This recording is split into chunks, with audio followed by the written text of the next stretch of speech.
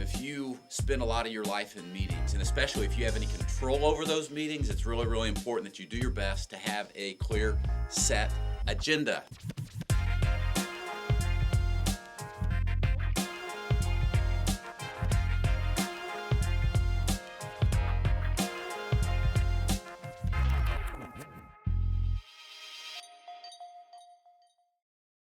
If there's an area that needs some innovation, a lot of times, especially in church context and corporate organizational context, it's meetings. The problem with meetings is that too many people have too many meetings with no clear agenda. It's like we meet just because we always meet on Tuesdays at noon. We meet because we always do this every other week. And there is no clear agenda, and so what happens? A lot more gets said than what gets done.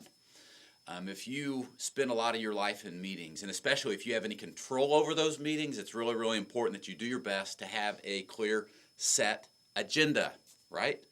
And hey, what is it that needs to be accomplished in this meeting, and let's get it done.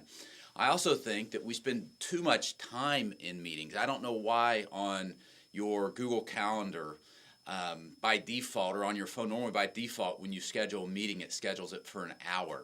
I think, you don't really need to spend an hour doing everything. You can get a lot done in a 15 or 20 or 30-minute meeting.